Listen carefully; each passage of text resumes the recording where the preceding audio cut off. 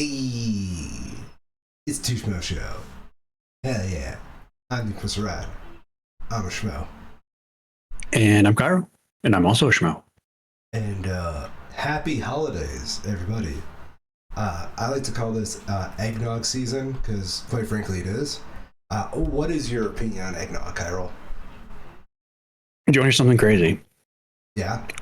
Never had it. You've never had eggnog?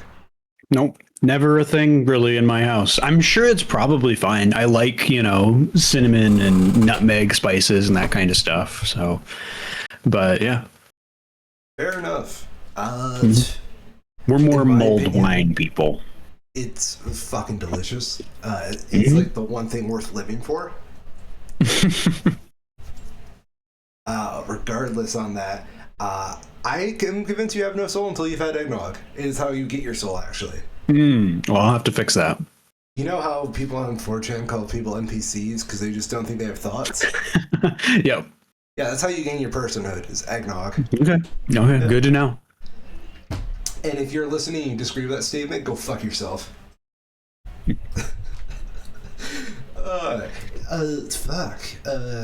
It's been about 2 weeks. Christmas was a Christmas for myself. How was your Christmas? It was good. Quiet, but there's some good in that. We tend to have a pretty big Thanksgiving lately. Now that I had some family that used to live out in the Dakotas and they've moved back into Michigan. So now our Thanksgiving is them, but as well as their extended family. And we went to having it be like a 6-person gathering to now it's like a 20-person thing. It's very different, but it's nice in its own way. So getting to Christmas and having it be back to a smaller thing is a nice change of pace. I bet. In my case, I had like 6 Christmases to go to this year, and it was fucking hell. Yeah. I am glad that we just have one Christmas still, because that's just so much. Dude, okay, this is a PSA to everybody. Don't let your parents get fucking divorced. Tell them to go to fucking therapy or some shit. Like, it's cool as a kid. It is fucking exhausting as an adult. I have 2 Christmases as a kid versus I have 2 Christmases as an adult. Oh, dude. No, and then I have, like, my stepsides. And, like, I can't always make it to my stepsides, and I feel bad. And that's, like, part of the exhaustion. Life is unfair. Mm-hmm. And you know how many Christmas presents I lose out on because I don't fucking go to those presents? Got to min-max. That is the point of the holiday, after all. Yeah, that's why Jesus died. The one death for all those sins? Think about it. Min-maxing to the max. Mm-hmm. In which case, I think that we all got a pretty great Christmas gift this year with Donnie's annual blowout.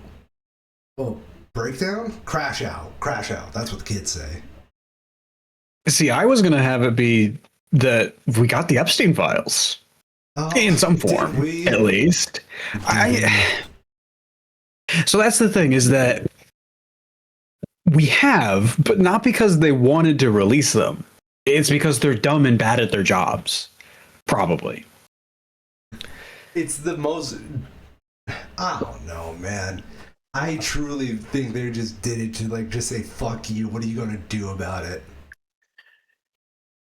Like, I will say, I think I had a pretty cynical take on it when we last talked about it, because when we last talked, we of course knew that the Epstein Transparency Act had been signed into law, but there was still the question of, like, okay, what are they actually going to do?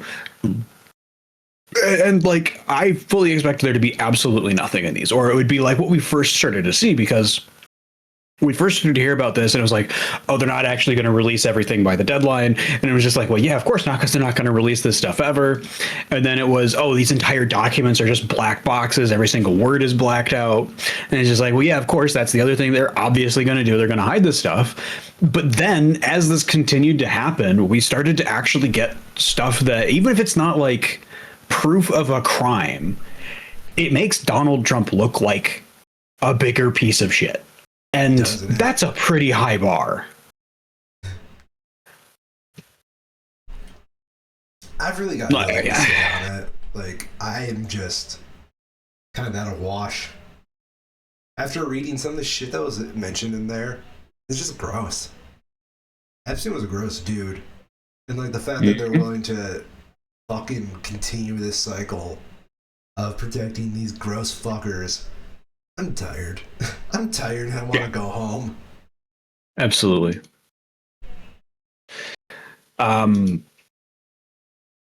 It is infuriating to start to see how much there is here and knowing that basically nothing has happened to make any sort of restitution, right? Yeah. Like Epstein is dead and Andrew is technically not a prince by name.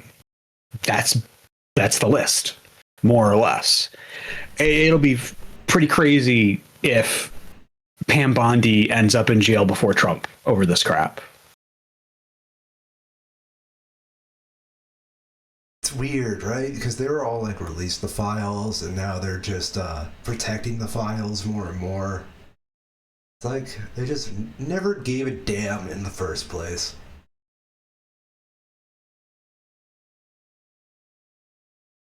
Heads up, I'm having some computer weirdness right now, so I might.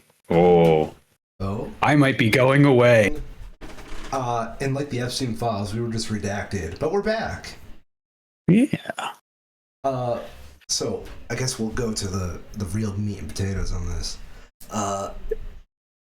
Doge didn't pay for their Adobe PDF suite, I guess.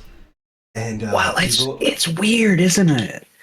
People are reporting you can copy paste the redacted parts into unredacted text. And you definitely can. That is 100% a thing that you can do, but it's sporadic as to what documents you can do that on. The best analysis that I've seen is that they made these redactions, quote unquote, by very literally using the highlighter tool and just using a black highlighter over black text and then doing nothing else. Fucking idiots. It's just so dumb. Pause this. There we go. Yeah, I could see a world where that makes sense when the next step is, rather than just like exporting that as a PDF, you like do screenshots of each of these documents that have been redacted and turn them into like basically images that are no longer text to be interacted with, right? Mm-hmm. You do some other next step that then destroys the underlying data. But they just didn't do that. They didn't do it at all. And we've been getting some, I don't know, I was going to say juicy, but that is too lighthearted. It's fucked up. Like in a number of these documents, you can just look at victims' names and information. Stuff that should genuinely be redacted. And a lot of the stuff that we've been seeing that hasn't been redacted, that's plain text, is just as bad. It's very, very, very bizarre. Isn't it though? For me, I don't know. If I was a victim in this kind of, what's the word I'm looking for? Negligence was present, I think I would sue. I think they'd have a pretty strong case in doing that. Yeah. Yeah. Poor Pam. Get yourself a good lawyer. I don't know. Who would defend the Department of Justice at that point? Well, I mean, they have their own lawyers, right? I mean, I guess they used to. They've been having a really hard time keeping people on the payroll. Well, yeah, that was after Doge. Yeah. Well, and they have lost so much of their credibility that career lawyers are retiring or quitting and moving into private practices because they don't want to be associated with the government right now. As they should. Yeah, it's good choice, lawyers. That's the right decision. The new lawyers, that's why they have to dig smart. Yeah, that's why they're having to dig so deep for these, Lindsay Halligan types, these people who are abject failures in their fields and are completely unqualified to be in these positions because they just do not have literally anybody else willing to do these jobs. Yes, men or not. There's a lot of people out there who are willing to do a lot for the right amount of money, and they can't even get them. I wanted to point out two of the particular documents that we heard about this week. Two that really jumped out to me as like the sort of worst of it, I think, what we've seen so far. One of them, I think, is the worst of it that we've seen so far. The first, though, is actually let's go with the gross one first because I don't think there's a whole lot to say on it. It's fucked up, but it's gross, and there's not much to say. In one of the redacted documents, we are able to see in the unredacted portions very clear testimony from officers who were involved with the case.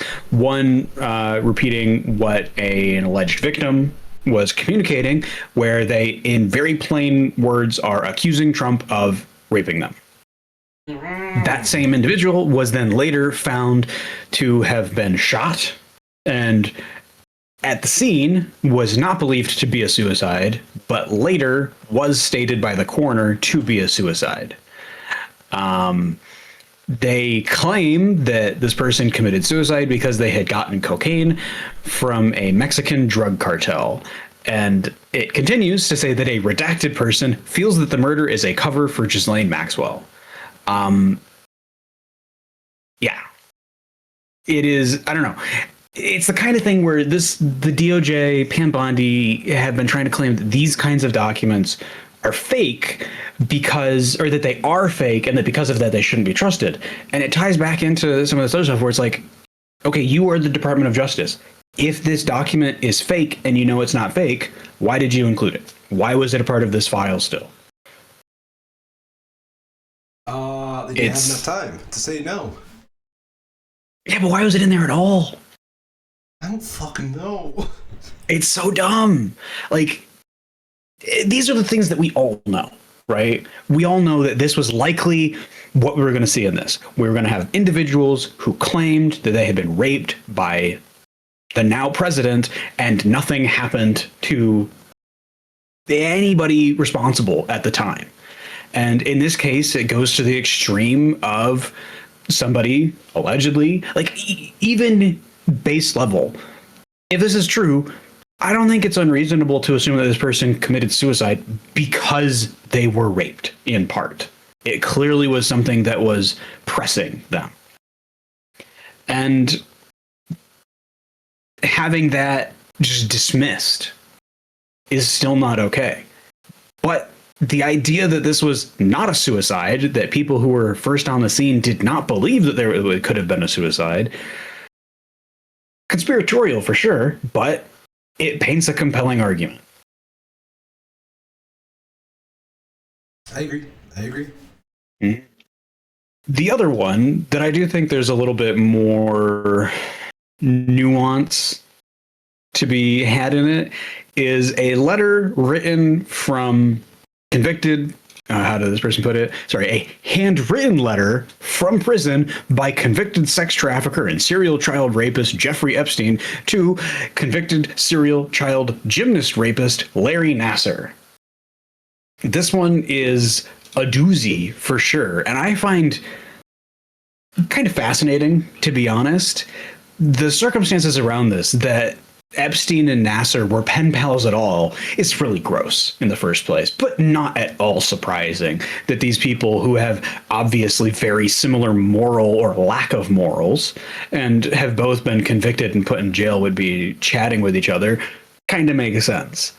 The really interesting part about this is that in Epstein's letter to Nassar, that I don't believe ever actually got delivered to Nassar, we have both Epstein explicitly stating that Trump has a shared love of young ladies, quote unquote, that both Nassar and Epstein do, convicted child sex criminals, and that he would likely be killing himself in the next couple of days. It's very, very bizarre. Again, the DOJ is claiming it's fake.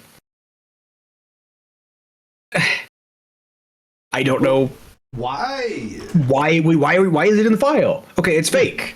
Get rid of it. It's not evidence anymore. You don't have to release it if it's not evidence.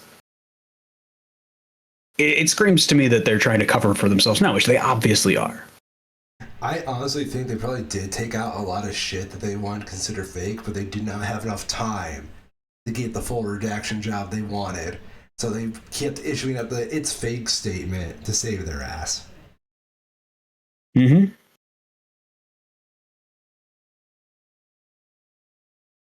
Which leads me to believe there's like 3 people that actually worked on this. Oh yeah, at least. Yeah. There was like one guy to fuck up the redactions with Adobe, right? One to do it right, and then there was probably like someone there to supervise them. Mm-hmm.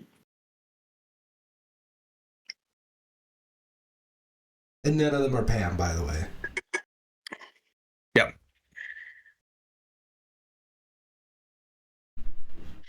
Yeah, this is the thing. This is the galling part of it, is that they claim that these are fake, and the only evidence that they provide that these are fake is that if they were real, they would have been weaponized against Trump already. That's not a good reason. I don't get how they can't see that that's not a good reason. It's so obvious what they're doing.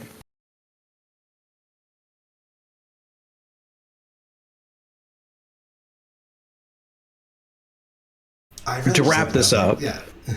The most recent news about the Epstein files in particular is that, what do you know, the DOJ has found another million or so additional documents potentially related to Epstein that they still haven't released yet. We've had talk from, I believe, Tom, what is it? It's Massey, Representative Massey, and Rokana, lobbying the threats of contempt violations as well as violations of the Epstein Transparency Act against people like the Attorney General, head of the DOJ, various other people in positions of power within the government who have been involved with the failure to release these documents when they were supposed to. To put a bow on it, because it is the Yuletide season, our president on Christmas Eve was doing the annual president and first lady taking calls from children with the NORAD Santa tracker thing going on. And we had Trump on a call with what basically is assumed to be a child, because that's the whole fucking point of talking about the NORAD Santa tracker. Trump, quote, "I'm fine. You sound beautiful and cute. How old are you?" Caller, "I am 8. If that doesn't just finish it all off of like, yeah, we're right back where we were when he's just barging into these pageant dressing rooms to very obviously creepily stare at young women and children. One day he will go to hell. I certainly hope so. Yeah.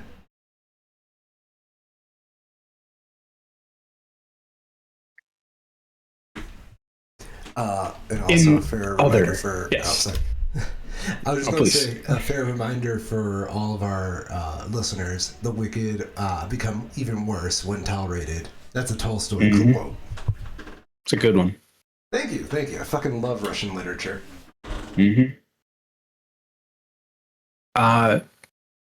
tonally, this is going to be a bit of a back and forth on for this show because we do actually have quite a smattering of good news.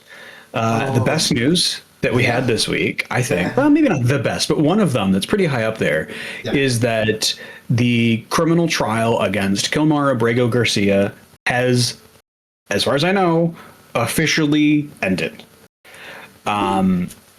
The judge involved with the previously ongoing case filed a sort of a semi-final, for now, ruling where the defense for Garcia claimed that because of the DOJ's continued dogging of Kilmar, that there was vindictive prosecution occurring, and the judge basically agreed with them. And they have canceled the criminal trial and given the government basically a deadline for them to actually say why a trial needs to happen, because they have utterly and completely failed to do so. The most galling, I think, in a case that has involved a man being wrongfully, illegally deported to a foreign country that he is not a national of, put in a prison there. Like, there has been so many wrongs done to this person. Complete slap in the face to have at the very end of this it come out that there wasn't actually an order to leave issued for Garcia. People had assumed that one existed because there was other documents that seemed like they wouldn't exist without that order first being issued, but the government can't find that order. As far as the courts can prove now, it doesn't exist. The government has not shown that it exists. And in light of that, the judge was about to issue a ruling. They gave the government a couple of days to like, hey, find this if you can. Otherwise, I'm going to close this case. The government's reaction to that, rather than going and finding the actual order that would have had to have been issued over a decade ago, was to just go to a new judge and get him to post date an order back for that time period. Suffice to say, the judge was not happy with that, and it did not work in their favor. So for now, Garcia remains a free man. I'm sure there's going to be some bullshit that they try to do further after this point, but for the time being, at least, seems like there might be a good note that this stays on. I love that our tax dollars are going towards this, harassing this man. It is also a really good example of how we can fight back against this garbage. That these fascists still need the appearances of a real functioning government. And if they just start going and ignoring court orders openly, or if they just start, completely rigging the system from the ground up at this point, it lays bare how fraudulent the systems that they're trying to make actually are. And we can exploit that in these kinds of ways. We can push back and show how impotent they actually are, how little ground they actually have to stand on. It's really good to see, some systems working, even though they don't obviously all. Checks and balances, right? Oh, Georgie boy, your fucking government is having to, what's it? What am I trying to say? Fucking hate this. Georgie boy, your government's got to earn its keep today. Your checks and balance system. Fucking hell. Mm-hmm.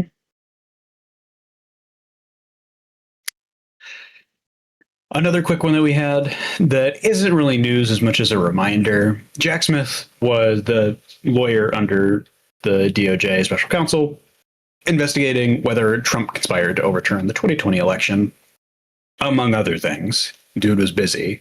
Has been under some Senate committee testimony and questioning these last couple of weeks. And we haven't really gotten anything out of this that we didn't already know. the big headline that I was seeing go around was that Jack Smith claims he had proof beyond reasonable doubt that Trump conspired to overturn 2020 election.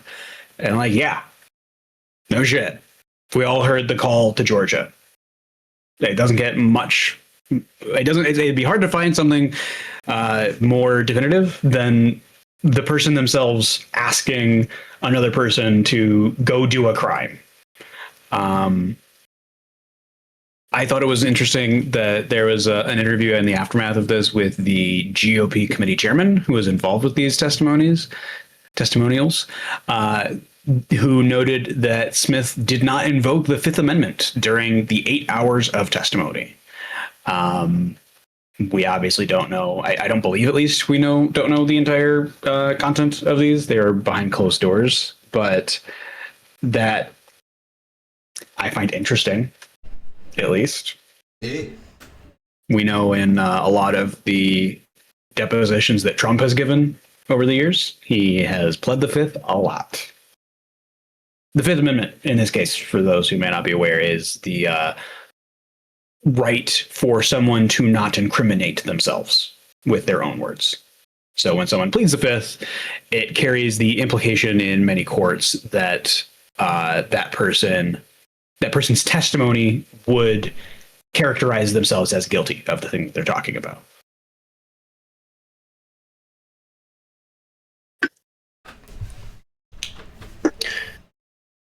Moving on. This is just an interesting aside. The New York Times revealed an investigation that they've been doing that found nearly 60% of post-election donors to Trump, and I believe the technical one is his presidential library that doesn't exist, but 60% of... Yeah. Yeah, but then, we can't say he won't finish it. No, but... I'm not holding my breath. Yeah. Go on. Investigation by the New York Times reveals nearly 60% of post-election donors who gave $250,000 or more to Trump received pardons, jobs, government contracts, special treatment, or favors. And that is the number so far. I love when my president is basically just a party machine. Mm-hmm. I don't really think we were going to talk about it, but, there's been the Nicki Minaj stuff. She went on some Turning Point USA garbage show with Eric Kirk and talked about how strong and handsome Trump is. Yeah. What happened to Nicki? Yeah. Like, I didn't think she had to grant. She has been like this for a long time. Has she? Yes. Oh. She is a COVID denier at the very least. And think about it. I think that she's probably in the same camp of relatively uncritical thinkers like RFK, where these are people who are very strong COVID deniers, COVID vaccine deniers, masks don't work kind of thing. That when they were called out for their obviously wrong opinion because we had science that proved otherwise, got really pissy about that and decided that the answer to being called out for lying would be to go join the far right wing and be, looking out for their own interests that way. I hate that's a legitimate strategy for these fucks. If you recall, Nicki Minaj's Trinidadian cousin, who took the COVID vaccine and had his testicles swell to grapefruits or whatever the hell she tried to claim. I don't recall. So, that was the thing, was that the vaccine doesn't work. And in fact, not only does the vaccine not work, she personally knew someone in her family who took one of the COVID vaccines and had a significant adverse reaction to it. That is didn't offer any evidence for that. I say, besides the Bill Gates looking baby that gave birth to 3 months after the vaccine, I've had no problems. Mm-hmm. Yeah, my reception's great. Yeah. I don't know about you, but I enjoy hearing the voices at night. Sometimes they're funny.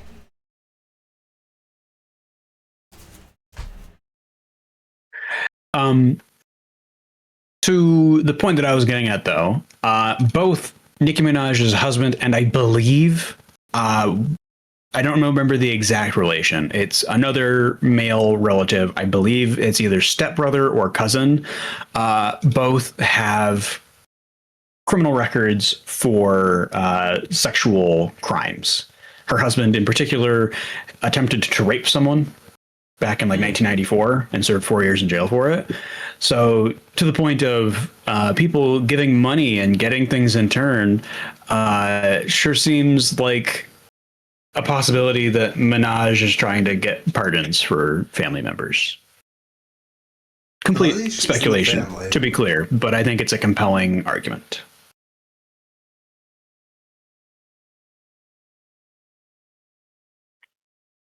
At least she's looking. I do think it is really fascinating that that these people who are, by all accounts,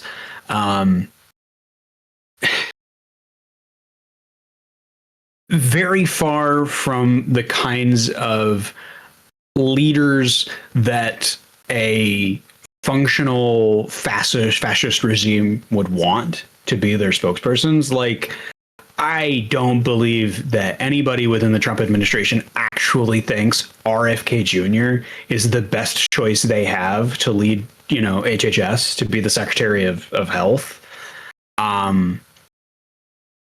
But it does paint a very clear picture of how deep the barrel is that they're trying to scrape right now to find anybody to be their spokespeople.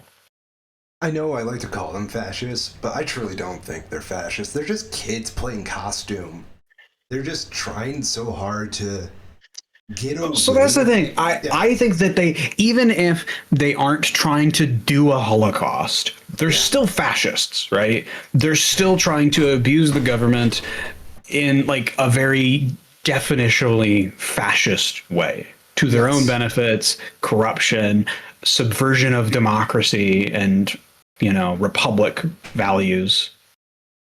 I don't know.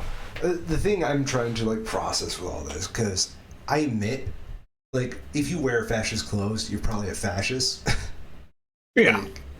Nobody just happens to wear those by accident.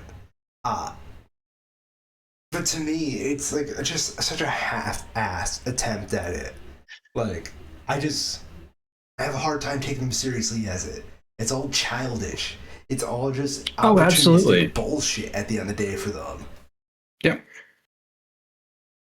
And I do think that that's why it's important to look at the aspects of this that are overtly fascist, right? You have the very real Stephen Millers who are there, who do want to do these horrible acts to minority groups if given the chance. You have Bovino and the other current leadership of ICE and the CBP who want to explicitly bring fear and harm to these immigrant groups. Even if the machine as a whole isn't geared towards that, and the more lethargic aspects of that machine have worked to kind of keep everything unfocused and without a real explicit goal, you do still have the Millers and the Vaughts who do have their goals and who are actively working towards them. I think it's for their own good that Miller isn't as public as he wants to be. Oh yeah, he is deeply unlikable. Yeah. Even for the people who agree with him. Oh. Yeah, even for the people who agree with him, he's still an asshole. Yeah. So. Some more good news, though. In what seems to be a 6-3 ruling from the Supreme Court, the Supreme Court has issued a shadow docket / emergency docket ruling that has reaffirmed the restraining orders issued by lower courts blocking Trump's troop deployment in Chicago. This is specifically with regard to the National Guard in Chicago. This is sort of a continuation, in effect, of the National Guard deployments in Los Angeles and other parts of California. And this is a pretty major decision that has been made. From what I understand, this doesn't mean that this case is settled at this point. This was just a question of whether that temporary restraining order should be allowed to stand pending further appeals. And that restraining order preventing the government from deploying the National Guard has been allowed to stand as a result of this ruling. Reading through the actual decision that was made, it also very strongly suggests that if this case actually ever gets taken up by the Supreme Court, it will not go in the government's favor when it does. I fully expect if the government does try to appeal this to the Supreme Court fully, they will just decline to hear it now that the issues that they had in the context of this temporary restraining order have been adjudicated. And the main port of that issue, which was noted by Justice Barrett, was that in the district court ruling, the district court considered a definition of regular forces in the law in question, which is 10 U.S.C. 12406, empowers the president to federalize members of the National Guard if he is, quote, unable with the regular forces to execute the laws of the United States. And the question of what does regular forces mean here was what was in question. Does that mean the regular forces of the justice departments at large, both state and federal and on, or is that specifically the regular forces of the government, i.e. the military? Barrett noted that the district court's order considered a definition of that term that did not favor the government and directed the both parties to provide supplemental briefings on whether the term referred to the regular forces of the United States military, and if so, how that interpretation affects the operation of the statute in question. Goes on from there, but the ultimate decision that came down was that the president can federalize the Guard under 124063. He likely must have statutory or constitutional authority to execute the laws with the regular military and must be unable with those forces to perform that function. In other words, the president can federalize the National Guard, of course, but the president cannot federalize the National Guard or any branch of the military in order to replace a law-keeping act that that branch doesn't already have control over in the first place. So get fucked, Donnie. It goes on for quite a lot, but this is a pretty major one. It's obviously not going to stop the executive branch if they decide that they want to go, full Reichstag and federalize the National Guard to start rounding up people. But this does very clearly and explicitly define the legality of what has been happening. It makes it very clear that the prior deployments of the National Guard outside of Washington, D.C. were illegal. There are also other ongoing cases. We have acts that have questions about what's going to be happening in Minnesota, ongoing situations in California, and this, for the time being at least, answers those questions fairly definitively. There's another section from the opinion that I quite liked. Law and Crime has it quoted here. The government has failed to identify a source of authority that would allow the military to execute the laws in Illinois. Pretty succinct.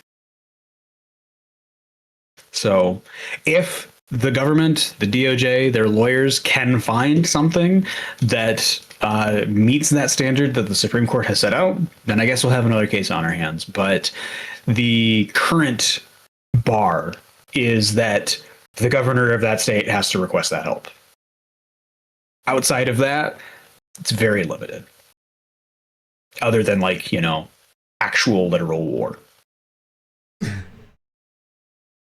Was that Venezuelan uprising in Chicago of all places? We have to put an end to that. Isn't it fascinating how quick they've stopped talking about these Venezuelan gangs? It's always so fun to me because it's the most transparent media cycle bullshit propaganda machine. Because you can tell. It's almost like these gang members didn't exist in the first place, and they were lying about them in order to create scare tactics. You know, Venezuela starts with a V. You know what else starts with a V? Vader. Darth Vader. Hear me out. V is an evil letter. And that's why we should be afraid of Venezuela.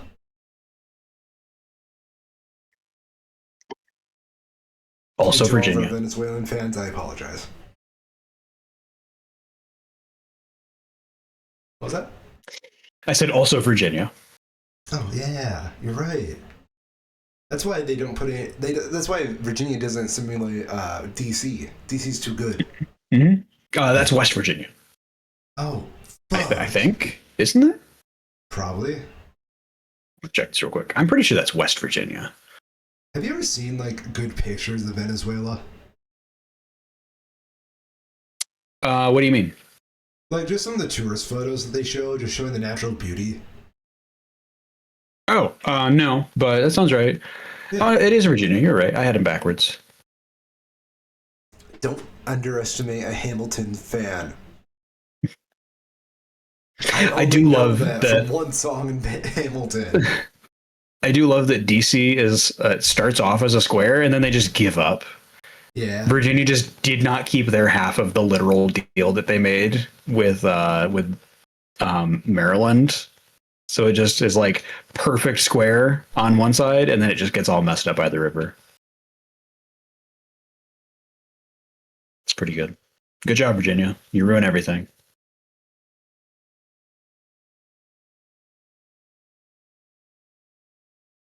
Anywho,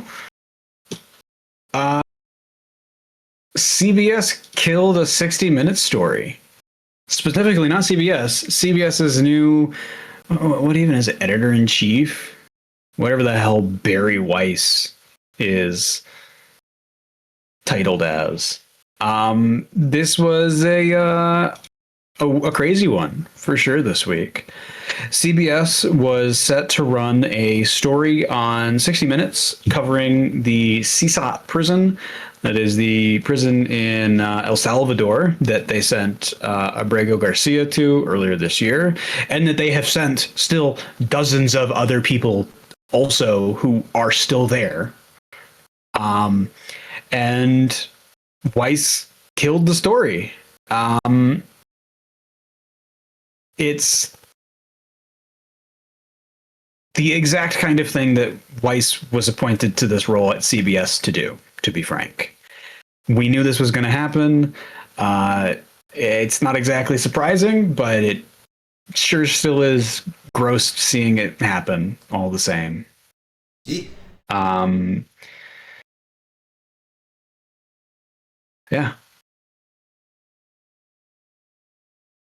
I guess the good news? I don't know.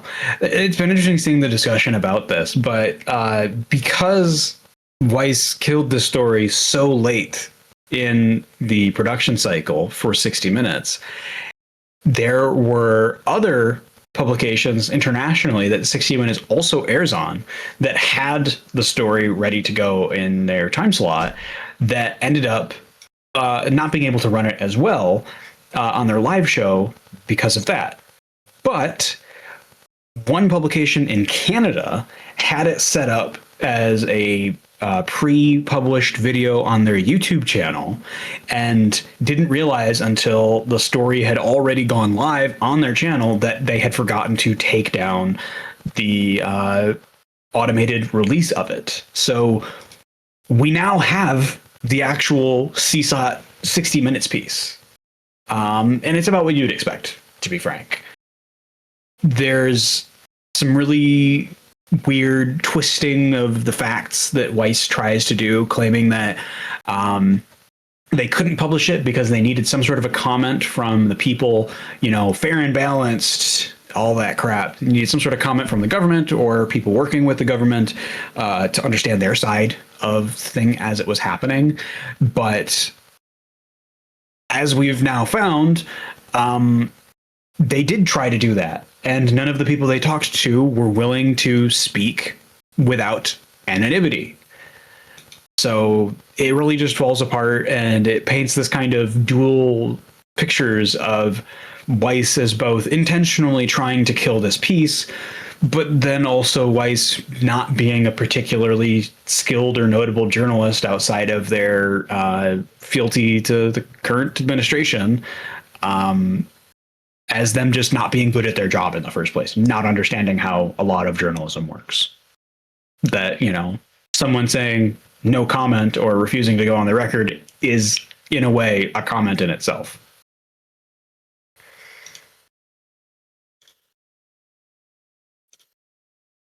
I have really nothing else to say other than Weiss.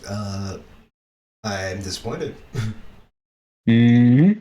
Can we actually go over what CSOT is real quick for everybody that doesn't know about it? Yeah. So CSOT, also known as the Terrorism Confinement Center in El Salvador, was a massive prison built in 2022 that was originally used for a large-scale, I'm reading from Wikipedia here, just to be clear, used for a large-scale gang crackdown within the country. It immediately started getting criticisms. I remember this at the time because there was a lot of people being swept up in this who were almost certainly confirmed to not be related or associated with gangs in any way who were being locked up in this place. Since then, there have been criticisms of the treatment of the prisoners there, noting, here we go, there's a whole tab on Wikipedia of allegations of human rights abuses. Quote here a bit. The BBC has indicated that CSOT does not adhere to the Red Cross International standard that recommends each prisoner receives at least 3.4 square meters of space in a cell. CSOT averages 0.6 square meters of space per person. Former administrator of Rikers Island Prison in the United States, Marin Horn, stated that 40,000 prisoners is too many to manage in one place under any circumstances, referencing the prison's listed capacity. There are not enough bunks for every prisoner assigned to each cell, and when the BBC asked Garcia what the maximum capacity of each cell was, he replied, where you can fit 10, you can fit 20. Yeah, whatever. It goes on. There's also allegations of more, cut and dry human rights violations like literal torture, for example. No big deal. Accusations from Abrego Garcia after he was returned to the United States include severe beatings, severe sleep deprivation, inadequate nutrition, and psychological torture, alleging that he and 20 other inmates were made to kneel from 9 p.m. to 6 a.m. with guards beating anyone who fell from exhaustion.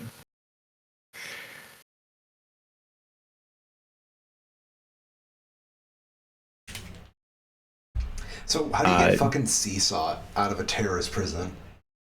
Like the name specifically. I believe it's because of the Spanish translation. Centro de Confinamiento del Terrorismo. That makes sense. So Centro, CE, Confinamiento, CO, Terrorismo. T. CSOT. I'll allow it. Mm-hmm. It's also snappy. Good branding. I went to CSOT and all I got was this lousy t-shirt. All I got was this lousy t-shirt and nutritional deprivation. No, we get that in the US. It's no big deal. Apparently, when in the first 2 weeks that Garcia was there, because they just don't feed the people basically at all, he lost 30 pounds. Are you kidding me? No. It's like that's to be clear, that's what nutritional deprivation, that's the official word for it. They're starving the people. They're just not feeding them. You just say that one more time. 2 weeks, you said?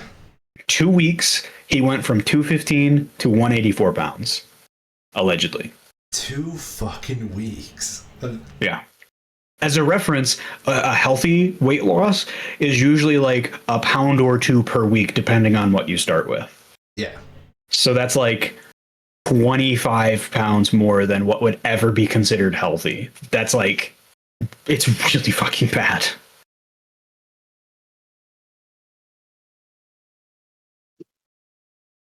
Do you know what's good, though?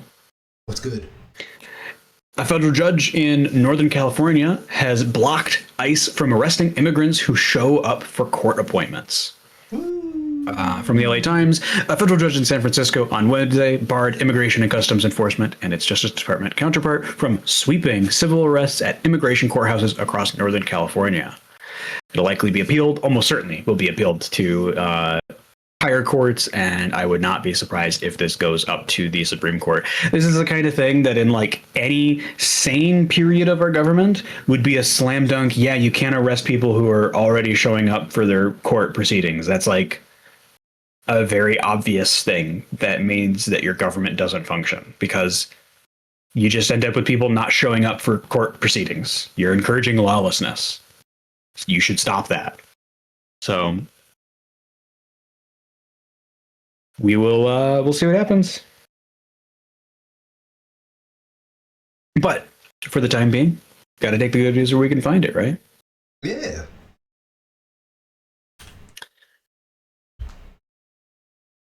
All right. Winding down now, I want to talk about the economy a little bit because it has been a doozy. How many dolls Trump administration did you get this Christmas? What's that? How many dolls did you get for Christmas? Because I only got one. I only got 1.5. I asked for 27 and I got 1.5. God damn it, Donnie. How do you get half a doll? It's just the left half. The right half's DLC. That's fucked up. Mm. How do you download a doll?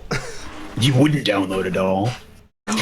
As an aside, it has been really funny seeing that basically all of the subscription things that have been tied to cars have been complete failures. Oh yeah, they were trying to do that, weren't they? Yeah, like paying monthly subscriptions to unlock heated seats, for example. Basically, all of that is stopped because nobody was paying for it. Real talk, right? So you can't. Yeah. Cars are something you cannot do that with. Like, no. Nobody will pay for a subscription service. People will barely pay for satellite radio. Mm-hmm. Well, especially because it's so fundamentally a hardware thing. Yeah. That was the main thing, is that for the people who actually cared about this, which was a fair number of people, it's trivial to just bypass the code that they put in that stops it from working, and you just jailbreak your car. Yeah. And what are you going to do? Yeah. You can't fucking monitor that shit. Yeah. Like, technically, it probably violates a term of service or something, or a warranty. But it's not like these people were bending over backwards to give people warranties on their cars. They're not going to fix your car unless they absolutely had to in the first place. Yeah. Cars are fucking stupid, dude. Yeah. I like cars. I think they're fun, but they can be dumb at the same time. I think there's integrity to old cars. I am getting real fucking fed up with fucking Teslas. I'm talking as an insurance guy right now. I will fucking never drive a Tesla. No. Yeah. Smart cars in general, you're on your last fucking legs with me.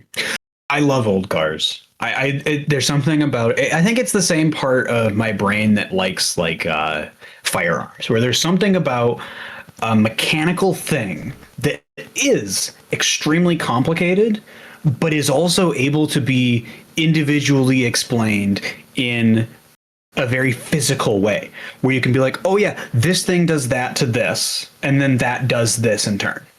You can look at the levers and the linkages and the connections, and with enough time and enough explanation, you can figure it out in a way that like tracing lines on a wafer of silicon doesn't work. Yeah. For me, I think there's, like, again, integrity to older cars that's just not found today. If I had, like, enough money to start a business, I would just go into making just basic-ass cars. No fucking bullshit, no computers. Just a good old-fashioned car. I will say that there are some of those out there, but they are getting much harder to find. They really are, though. I think there's a need for them in the market, because, like, kids need to drive.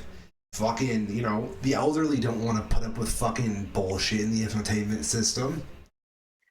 It sucks that it's coming from Bezos, but I am a bit optimistic about his EV truck thing. Because that should be, like, electric cars are cool. And we are getting close to the point of having infrastructure to justify them. And I could see something like that, you know, if you have to go back and forth from school, right?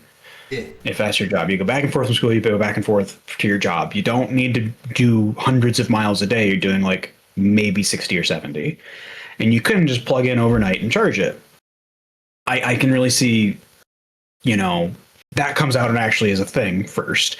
And then like 5-10 years down the line, I can see those becoming the secondhand cars that people drive, where you don't need the batteries to be perfect. It just needs to work and get you from A to B.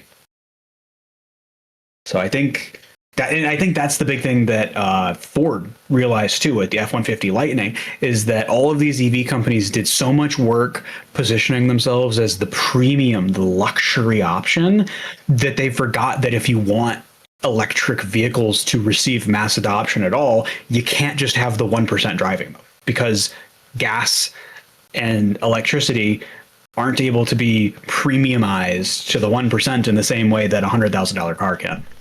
Yeah.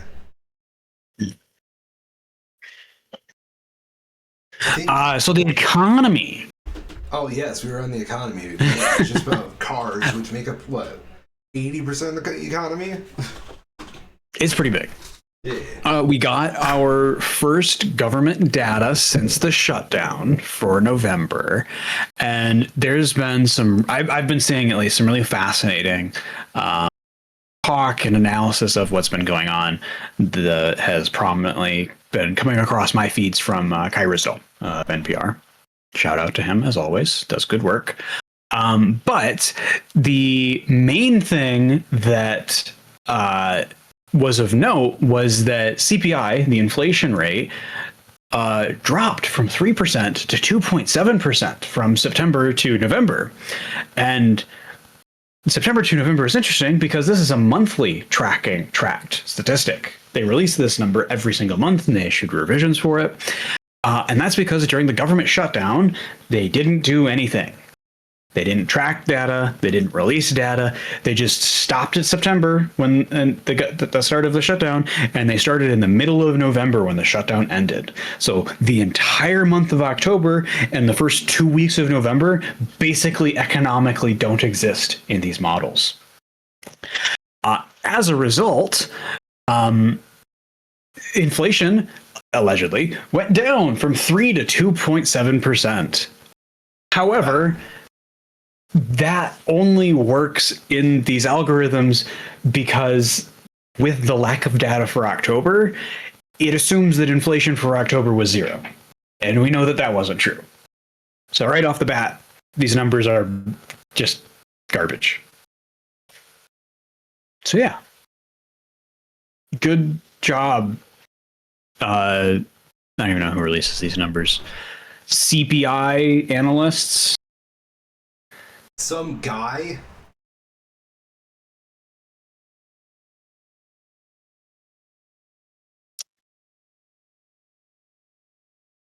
Where was the other part in this? Yes, so this was the other thing, is that because the government also only started up halfway through November, there's tons of markers that are used to calculate inflation that they just don't have data for at all. And this is especially stark in the CPI calculation. The Street put out a table showing a sample of, or I believe this is not just a sample, but this is all of the urban consumer US city average CPI indicators that are used, showing the trending of the data from earlier in this year, and for October and November, what was actually used. So in a typical month, inflation is calculated by looking at factors including food, energy services, all items less food and energy, commodities less food and energy, vehicles, apparel, medical commodities, services less energy services, shelter, transportation services, and medical care included in those. And there's all these different headings and subheadings. For October and November, the only things that were included in their inflation calculations were gasoline, new vehicle sales, and used vehicle sales. Are you fucking kidding me? I am not kidding. They do not have any reported data for anything else because they started counting halfway through the month. Allegedly. But They have nothing for anything else. And it just so happens to coincide that this is happening at the same time that the Saudi oil fields have been flooding the market with oil and forcing prices way down, emptying out huge sections of their reserves. Bureau of Labor Statistics. That's the one I couldn't remember. Yeah. Notably absent from this, because obviously there's a lot gone from this. There's no food included. But the big one, as in like a sector of the economy that's not here, is housing. There's no housing included in the inflation calculator for November at all. It doesn't even register. And in the past, they call it shelter, is usually about a third of the index. So the fact that it's not there means that at least a third of what we use to track inflation is just right off the top gone.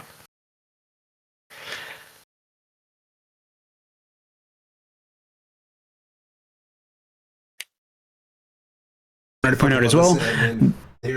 They're peak. Sorry, go on. I wanted to point out as well, there was an interesting piece that I saw shared around talking about household consumption versus income, with the idea being that we can compare income over time to the amount that people are spending month to month over time. And over the last 2 quarters, people's income is flat, while people's consumption has gone up 3%, which means either income is being underreported, which would indicate problems at the IRS, or we're seeing people drawing down on savings and taking on more debt in order to fund their consumption of goods. So, not good either way.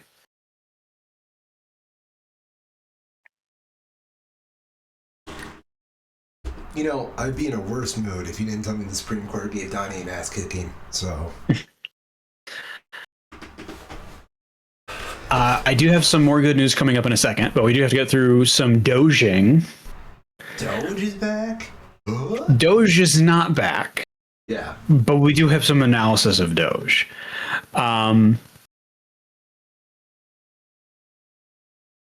There is, where is this? Some analysis that has happened now that Doge is a functionally dead agency, which is kind of crazy to say at this point. I believe it. They basically don't exist as an entity in the federal government at this point. They came in, they broke a bunch of stuff, allegedly saved money, didn't save money, and now we have the statistical backing to prove that. We have the Cato Institute, quote, Doge had no noticeable effect on the trajectory of spending. The Brookings Institution's Hamilton Project tracks money in real time, and as of December 19th shows that government spending has risen from 7.1 trillion to 7.5 trillion. So we had all that Doging going on, and the government still spent 6% more this year than last year. That's kind of impressive. On top of that, yeah, all of that, literally they did nothing. They did do things, right? We know this. They killed U.S. aid, and as a direct consequence of that, the death of U.S. aid has meant that hundreds of thousands of people in, impoverished areas around the world particularly, but not just exclusively, have died as a direct result of our government's inaction. And not even inaction in this case, right? It's explicit action to gut these programs that provide real, they save lives. They do. They do good things. They matter. So it goes without saying, but fuck Elon Musk. What a piece of shit. It's kind of astonishing to me that he went ahead with this. Because like Elon's whole thing is that he's got like this very egotistical idea of creating a legacy where he's like mankind's savior. And honestly, the one place where he could have had like the most impact on his legacy, he fumbled the bag so fucking hard. Yeah. That it will forever be known as like an embarrassment. It's almost like he's bad at his job and has only been getting by on being a nepo baby, effectively. I'm distracted a little bit right now because this Yahoo Finance article. I mean, I guess that's the first sign that this is probably not a great source to start with. But this Yahoo Finance article that's talking about some of this peak 2025. One, two, three, four, 5 paragraphs in, cuts the middle of the article for two separate bullshit things. It first has an Ask AI thing where you can, I guess, ask, look like Google Gemini about Doge stuff. No, thanks. I won't. That's why you're writing the article. Why would you put that in your own article? That's what are you doing? What are you doing? That's your job. Do your job. And as chilling as that, there's also a Polymarket ticker just baked into Yahoo Finance's website now. You know, one day, So I can't say that's that. Yeah. That's terrifying. Polymarket will be regulated one day. I truly believe that. Well, Polymarket will go bankrupt that same day. So Yeah. hopefully it'll be regulated in the this is not legal to do in our country way. Put it that way. I think it's really interesting. Have you seen like the news betting people have been doing lately? It's really funny because people have been treating it as like news betting is telling what's going to happen, like predictive marketing. Yeah. I hate it so much. One of the most ludicrous things I've seen. Because, like, a lot of people have been kind of just shitting on Tim Walz, which is like, fucking whatever. He's a big boy. He can defend himself. I'm not going to defend Tim Walz. But they're, like, saying he's going to get federal charges.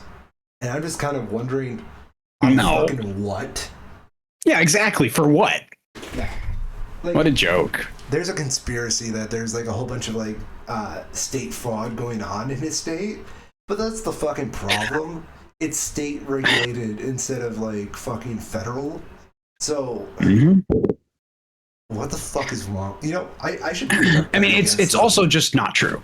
Yeah, I've been seeing a lot of that as well, and the entire basis for it is a single case where a Somali people did commit fraud, and that's just being spun out into such fear mongering and frankly racism to justify the demonization of the Somali population in Minnesota, but Minneapolis in particular. People be doing some racism, dude. It's so stupid. You know, being white is kind of a magical thing sometimes, because not only do you get privilege, but you also get this ability to just, when you run out of people of racism, you can find lesser whites to pick on. Mm-hmm. It is just like encoded into the culture. Do you ever notice that?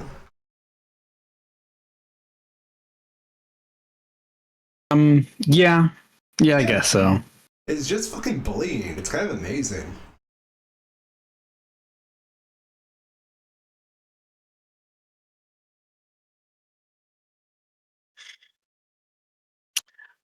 Speaking of bullying, Yo. segue. Wanted to talk about two notable pieces of shit getting the shit beat out of them. Very funny that we had this happen twice in the span of a week. Jake Paul gets knocked out in a Netflix fight. Very funny. He got absolutely smacked. It's been going around. It's very good. Yeah, I don't know if there's much more to say about that. It's funny. Deserved, I think, for Jake Paul. Yeah. You know, the only thing that could have made it better for me, being a Grand Rapids guy, I kind of wish it was like fucking Floyd Mayweather. And then I could have made edits where once he makes connection with Jake Paul's fucking like little fragile glass chin, you can just stop it and turn it into a pure Michigan ad. I've been debating doing that with some of Floyd's fights. It's been on my mind a lot recently. Yeah, it has been very cathartic. for those that might not have been aware, Jake Paul has been trying to make a name for himself in the boxing spaces by fighting notable fighters, but there's always been caveats on them where it's like people who are like Mike Tyson, where they're just old and retired for a long time. There's been multiple cases of that where he's challenged these retired boxers to come out of retirement to make a bunch of money flopping, basically. Or he schedules boxing matches with people who are not boxers, who are notable people, but for MMA fighting, not boxing. And then, yeah, the person who isn't a boxer doesn't win a boxing match. Who would have guessed? This is the first real match he's had with someone who is both actually a boxer and actually is still active in their career. And it's very satisfying to see the inevitable result of his hubris come back and hit him in the face with steel plates. Broke his jaw. I mean, Anthony, you know, you're my hero for the week. So if you want on the show, just get your guy on here. I want to know what it felt like when you punched Jake. Like, did you feel snap? Could you imagine how satisfying that snap would be? Mm-hmm. Feel like breaking a fucking Kit Kat.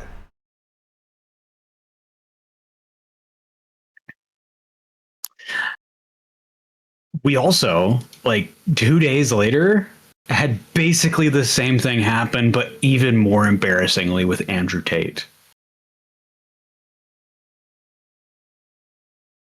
I believe. Yeah, sorry. Was he a kickboxer? I don't know. I've only seen little bits of this. I think he got knocked out as well, but he was kickboxing. Yes. Yeah. Got his face busted up. Got the shit kicked out of him by, from what I understand, someone who's not even like a professional boxer. They're nearly amateur level. And that's it's pretty good. It's the kind of thing where it's like we had the Jake Paul thing, and it's just like, I can't think of a better person for this to happen to. And then the universe was just like, but wait, what if there was? I want to know why the fuck is Andrew Tate outboxing when he should be running from his life from the authorities? Yeah, that's a good question. I believe it's because he gave a bunch of money to the Trump government to not have him be arrested as soon as he touched the United States. Damn. But, you know, who can say?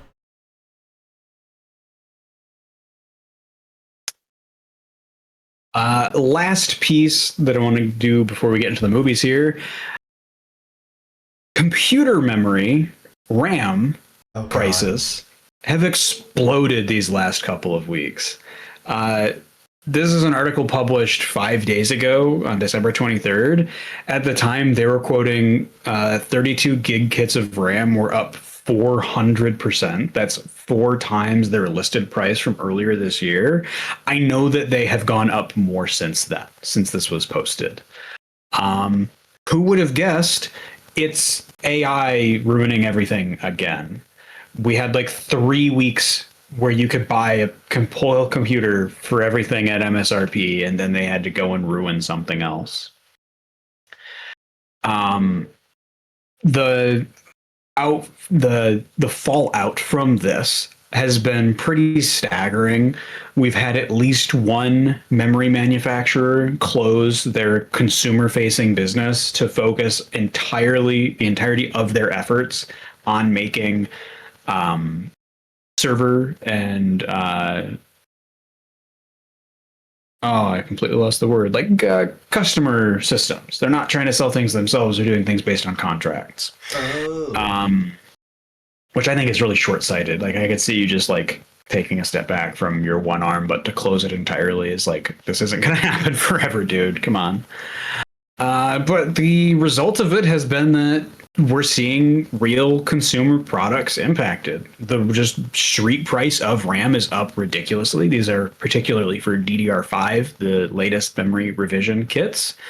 But we've already seen it start to trickle down to DDR4 as people who are trying to build new systems are realizing that they can't afford a DDR5 system, so they're shifting to older motherboard standards to try and find a way around that. We've seen Valve no longer offer their cheapest version of the Steam Deck because they can't afford to put the RAM in it. They're only selling the most expensive version now. We've seen smartphone manufacturers cut the RAM specs in their phones for this next model year cycle from 16 gigs down to 12 gigs, and even less in some cases, because they can't afford to put the spec of RAM in without greatly increasing the prices. And the big story of this week, Main Gear, who is a custom system builder and system integrator, has started a bring your own RAM system thing where you tell them that you want to build a computer with them. They'll send you a pre-addressed prepaid envelope. You'll ship them the RAM that you have, and then they will build that into a computer for you. The idea being that they can't get RAM either. So if you don't have your own RAM, you might not be able to get a computer for them at all. The RAM that they can get is already really expensive. So if you don't care about the price, you could just pay them the markup already. But if you already have a computer and you're just trying to upgrade, you already have a RAM kit in your possession, you're good. You can just send that in. Or if you did find a deal somewhere, or you bought the RAM a long time ago and you've been sitting on it, you can send that into them and have them do it. But it is a pretty damning state of the industry that the idea of a bring your own particular component because it's so expensive that nobody can afford it and find it is wow. Can I offer how bleak my opinion's been getting about technology lately? Please. So I think we're about to go through the first great wave of techno regression, and by that I mean, like, we're going to see people go back to older hardware as a consumer base. Because I don't know about you, but I've been seeing a lot of people post online about getting back into partially it's like the retro phase that everybody goes through, but it's like two things hitting too well. RAM shortages, retro sensibilities changing to like the 2000s where tech was already kind of growing into a more consumer base.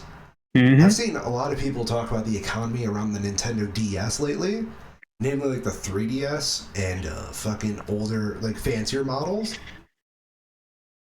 I think we're going to see a negative GDP growth in fucking consumer tech. Consumer tech, yeah, I agree. Yeah. I think we're going to get to the point where the internet is also going to be a lot less fun to use, and it's going to make things. Oh, like, yeah. AI slop is out there, right? Yeah. And even not just AI slop, a lot of what has shaken out as popular social media has just made itself worse in ways that encourage people to just post garbage. Yeah. Not even necessarily AI slop, but just low effort stuff. Like stuff is getting formulaic. Yeah. I think at this point we're kind of falling out with a lot of where we're at. Because I'm getting bored on social media now, and that used to never happen. And I think overall we're going to just see a normal, like a regressionism, which I think is probably for everybody's best sake. I think that's the best possible outcome out of all this. I do agree with that. Yeah.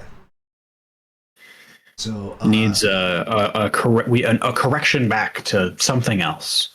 Yeah, I don't think we need all this tech. Like, you know. Yeah. Technology should be a tool, not a lifestyle. 1000%. Speaking as a proud 2000s kid, right?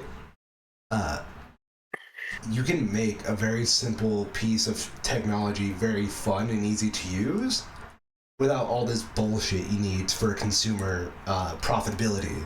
Like we talked about with the car situation earlier. I think like the best case scenario for a lot of technology would be just kind of DS era, where internet is integrated, but it's not the main function. Otherwise, if we keep going down this route, I really fear we're going to get to the cloud gaming systems, and cloud gaming is going to be bullshit. Hmm. Yes, I did see that there is some talk about that, and I do agree that that's. I don't know if as intentional as some people are trying to make it out to be, as like a this is what they want to happen kind of thing, but it does seem like something that they're going to be happy to profit off of regardless. Oh yeah. Okay, I'm going to revise that. Anything cloud computing is kind of bullshit. Yeah. Yeah. Yeah, but cloud gaming has been a particular focus I've seen in online spaces because of the high overlap there. Yeah. Where like, oh, you can't afford a computer, well, just sign up for a subscription service that'll stream it on whatever the computer you do have is. Cannot wait for the techno regressionism. And I still think you like see it too, because like one of the big things I've seen lately is people complain about music streaming and wanting to go back to iPods. I think that's canary in the coal mine. Yeah. Yeah. People bitching about streaming and wanting to go back to DVDs. That was always canary in the coal mine as well.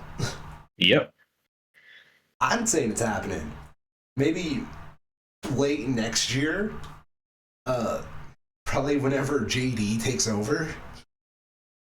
Because that's how trends tend to work, you know, big lifestyle shifts. I'm calling it. Start buying your Nintendo DSs, everybody. Or even like, you know what I've seen, interestingly enough? I know you're gonna love this. PS Vita love. Oh yeah, Vita was always great. Yeah. Sony never gave it a fair chance, but when have they ever for something that doesn't have the PlayStation and then a number, and that was it. That's fair. Yeah. I'd love to see Vita modding get more mainstream, because the one big downside of it is that the screen is atrocious. If people can figure out a relatively easy drop-in like OLED screen for it, then it's game over.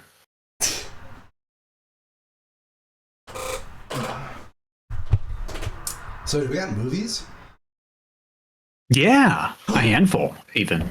Ooh, a handful even. It's almost like peak movie season right now. Well, one of the peak movie seasons. Yeah, pretty good variety too, honestly. What you got? So, let's. I think that's a good way to order it. We'll start with a little bit of the bottom here. Anaconda, Paul Rudd, Jack Black. The year of the comedy revival is upon us.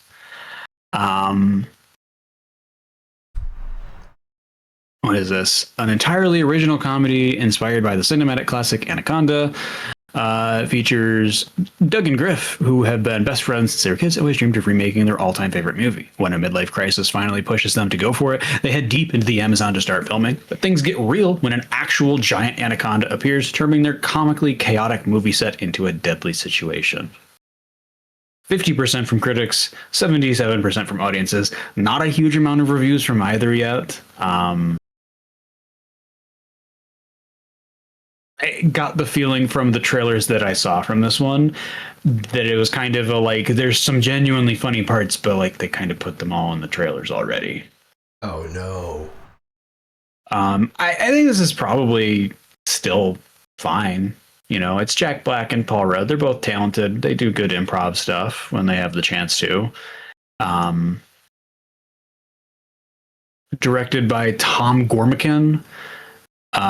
Has a pretty okay CV. Also was the director and screenwriter for The Unbearable Weight of Massive Talent. I forgot that movie even existed. Yeah, but it's not nothing. Yeah. Doesn't have a ton to his name otherwise, but yeah. So yeah, Anaconda. Also in the comedy space, we have Marty Supreme, latest Timothy Chalamet flick. Marty Mauser, young man with a dream no one respects, goes to hell and back in pursuit of greatness. Now, this one, 95% from critics, 83 from audiences. Many more reviews in for it already. It's apparently really good. Hey. What do we got here? I'm going to skip over that one from the Boston Globe because it seems like a bit of an outlier. San Francisco Chronicle, 4 out of 4. Even with a uniformly excellent and eclectic cast at over-the-top situations, it's hard to take your eyes off Chalamet. Austin Chronicle, 3.5 out of 5. Win or lose, you'll still kind of want Marty to take a punch to the schnoz, but at least you'll understand why he's that way. Yeah. Although the third act sags a little under the weight of Marty's hubris, it's impossible to deny Safdie is working at a remarkable technical level. Very, very positive. Cool to see. What do you think about the comedy? Like, I don't know. It really does feel like we're kind of seeing that space as like adult comedies, you know, be touched again. It feels like it's been a while. I think nature is healing because there was a time when Marvel movies were kind of your go-to comedy. That's like, okay. That's true. People like to dig got Marvel. I get it. But you forget Marvel got a very good sweet spot where you could have like a genuinely funny film. Like you had good jokes. You had a good amount of action.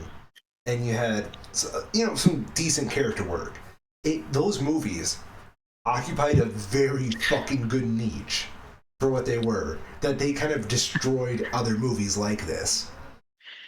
The way that I always think about it is that if anybody's complaining about the Marvel Cinematic Universe, go watch the original Iron Man, the original Captain America, and the first Avengers movie, and tell me after that you're actually surprised that they did another 27 movies after. The fact that they got to the Avengers was still fucking mind-blowing. Like, can we just point this out, right? People act like there was no talent to the MCU. But there's never been anything as big as the MCU now, even when we live in like a post-MCU society. Yeah. People see Sorry? One of my favorite things is seeing MCU actors, people who are known at this point almost exclusively or very broadly because they were a notable character in the Marvel Cinematic Universe, do things in other movies and just show how good they are as just actors. That it's not just some lightning in a bottle thing. These are talented people who do good work, who are doing a really good job at their job. I agree. And even now, when we're like past the Prestige era and whatnot, we're still talking about it. We're still still talking about Doomsday, even though it's mainly to shit on it. I don't blame them, but like, even during its quote unquote Prestige era, they weren't all hits. I think I remember Ant-Man was very divisive when it first came out. Yeah. Well, I mean, like the Hulk. Yeah. The first Hulk movie. Thor. Stinker. Thor 2. Yeah, first Thor was all right. Thor 2 was a flop. It wasn't even a flop. It was a critical flop. Put it that way, right? Objectively, not a good movie. Not well made. It always hurts me that Christopher Eccleston was in that movie, and that's what he was used for in the Marvel Cinematic Universe. And he will never come back. Hey, never say never. Yeah, we're getting Evans and Robert Downey Jr. back somehow, so anything's possible. You think they're going to kiss in this one? It'd be a waste of having them together to not. Yeah. Russo's, come on, reshoot the movie a third time. Post-credit scene. You don't even have to do a reshoot. Yeah, there you go.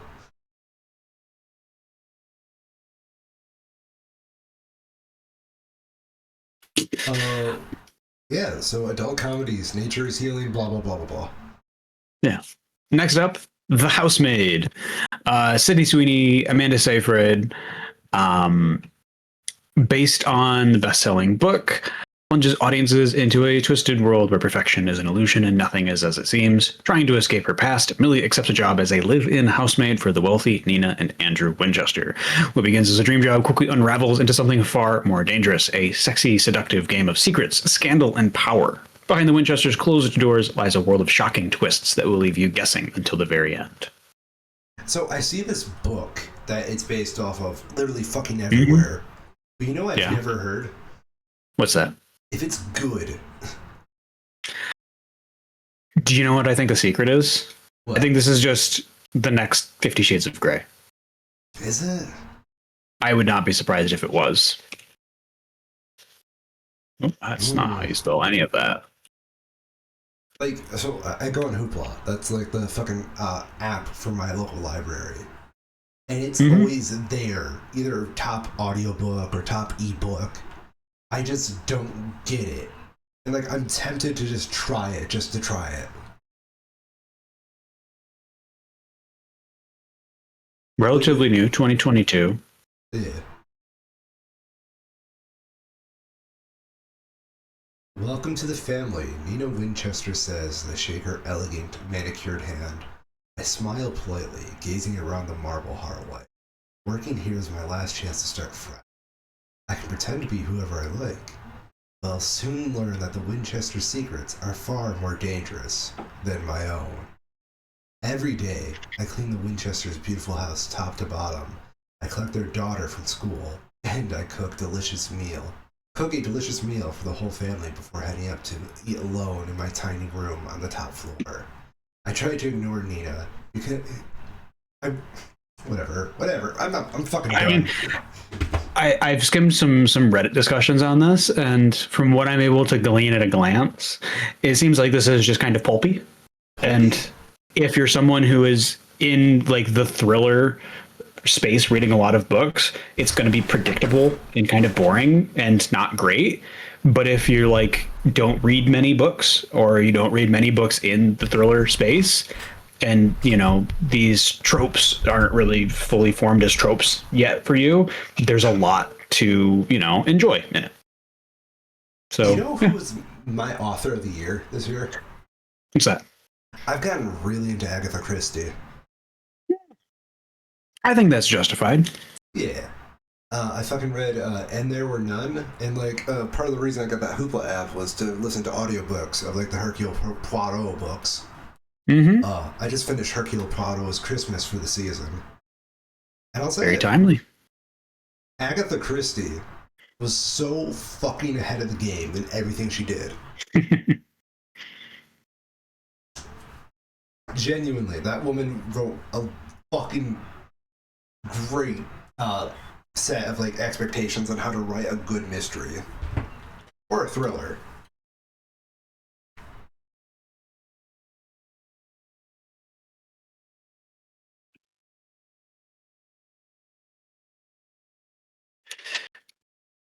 What else we got? We have Avatar, Fire and Ash. Avatar 3, I think, is the easy way to talk about this. 67% from critics, 90% from audiences. Okay. I'm not going to lie. I don't think we're making it to Avatar 4. You don't think so? Let me check real quick. But the number on the Rotten Tomatoes page is not painting a rosy picture. So is this all territories, please? Oh, okay. Wait, how does this work? Open and gross.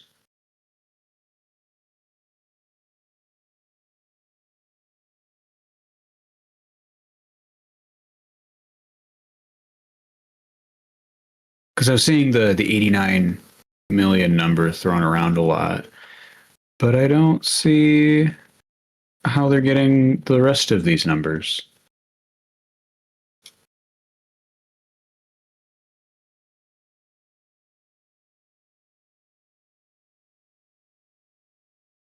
No, I don't want to use your paid thing.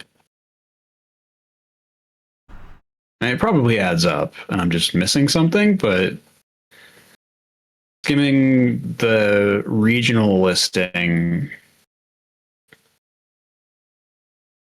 it seems like they're a couple $100 million short of what I would have expected.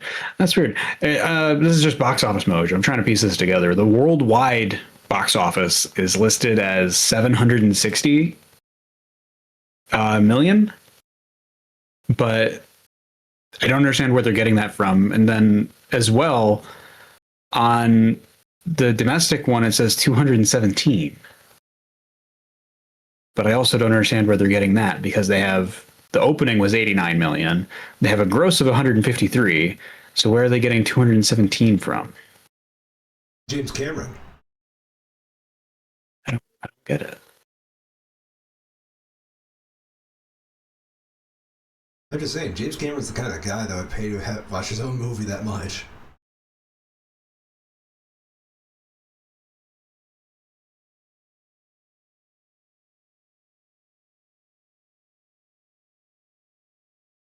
Hmm.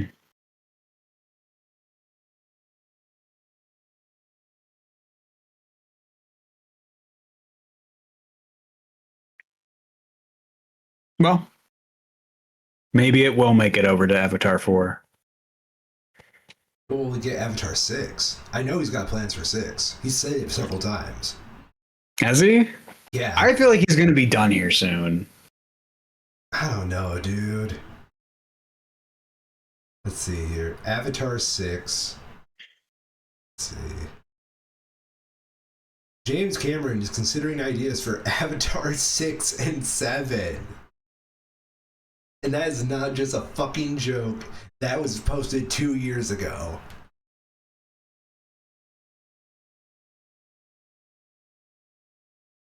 What does he do? Does he just like write this shit like all day in his little notepad?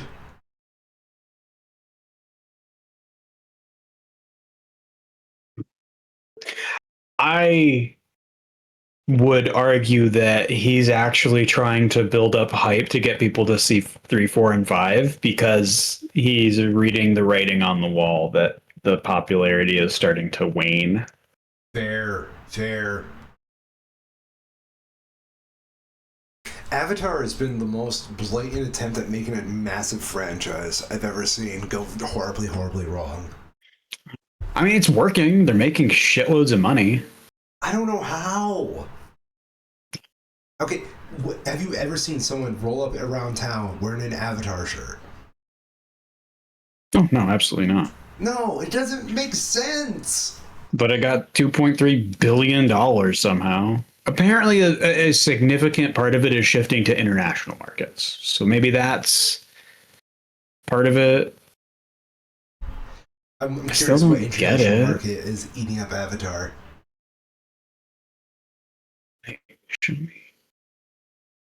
There's that's the thing that I don't get. I'm looking at the box office mojo thing, and they have dozens of regions, and there's a couple of them, but this is mostly just like population. Like France jumps out, $22 million, but that's France. It's a big country. Mexico, 10 million. It's a big country. Even China is only at a gross of 57 million. So I don't get how that's all adding up to $500 million internationally. I don't get it. It just feels like there's hundreds of millions of dollars missing here.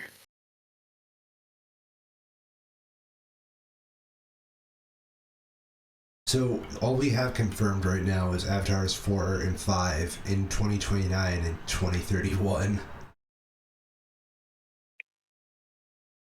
Jesus.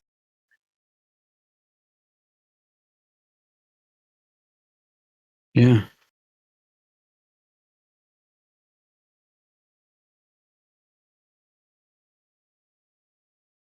I'm doing some quick counting here. Sorry, I'm getting quiet. No, you're good. I'm still just stunned looking at all this shit and wondering where the fuck is all this attention coming from. And you're actually doing it.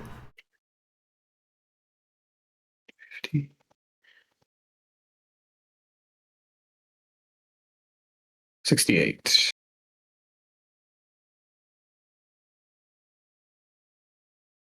Yeah, I've got like just doing very napkin math here on the box office mojo gross numbers. Yeah. I'm only getting to 200 million internationally. So I don't know where this other $300 million has come from. Military money. We're making the military look good. It's weird. Because that's how they funded Iron Man 1. Sure. Does anybody ever like notice the military never shows up at past Iron Man 1 in the MCU? Yeah. It's always so funny to me. I mean, there is the plot point where Tony cuts off all his military contracts. So also, isn't the military kind of the villain in the second one? I thought it was just the Russian Guyevich. But he's being paid to make weapons for the military, or he's being contracted. I don't remember Iron Man 2 that well. I'm pretty sure he starts off making his own like Doc Ock tentacle thing. After he's arrested, he gets taken by the Stark competitor guy to try and recreate the Iron Man suits. And then those recreation ones get sold to the military and are being shown at the Stark Expo. That would make sense. I've only seen that movie like once in theaters, and I remember thinking it was okay.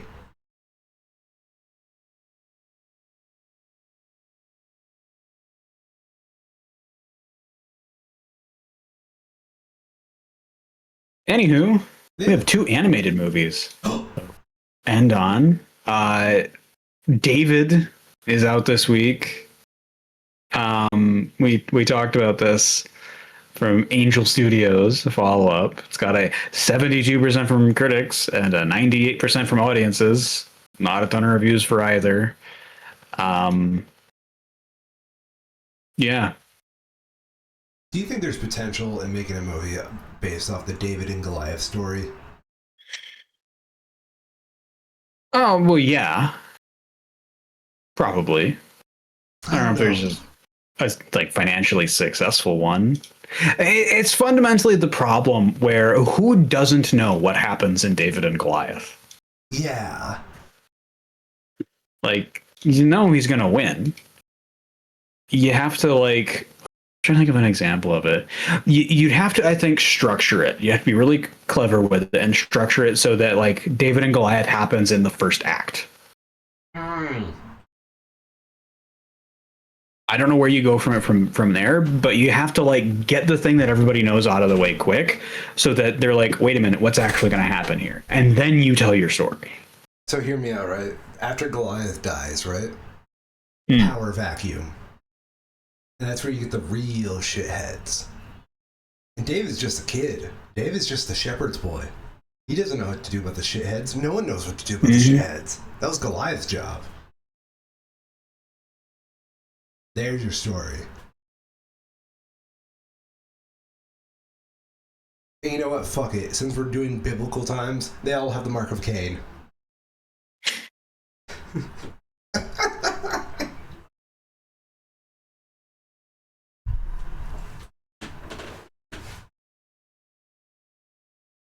There's, I guess, that element too, where you're touching on religious stuff and you're going to get people mad at you for sure, regardless of what you do. Yeah, why not just make it fucking awesome then?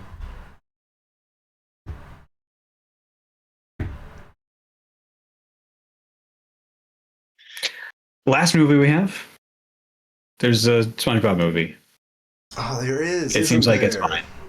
83% critics, 69% from audiences. Nice.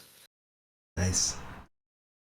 But yeah, not a whole lot to say for it. It's a SpongeBob movie. Desperate to be a big guy, SpongeBob sets out to prove his bravery to Mr. Krabs following the Flying Dutchman on a seafaring adventure that takes him to the deepest depths of the deep sea where no sponge has gone before. So are they just making movies instead of seasons of the show? I don't know. I'll be honest. I don't dislike the animation for it, but it does make me. I don't know. I wish it had the old animation still. And I know that's just nostalgia talking, but because the new one isn't bad by any means. But I just see the SpongeBob in high resolution, and it feels wrong. I don't know. I feel like I'm one of those people that just kind of doesn't give a fuck about SpongeBob. Mm. Oh yeah, I mean I don't really care that much either, but all right. Used to watch a lot of it, of course. There's like the golden age where it was a cultural phenomenon, but like Mm-hmm. I Yep. have a hard time going back to even that. Yeah, I think I a lot of those hold up still. I die a little bit every time I hear someone make a reference to it. Like, yes, I've seen SpongeBob. Thank you for noticing. Sure, yeah. I mean, it is as cringe for someone to make it a part of their personality as it would be anything else. Yeah. It doesn't get a pass, for sure.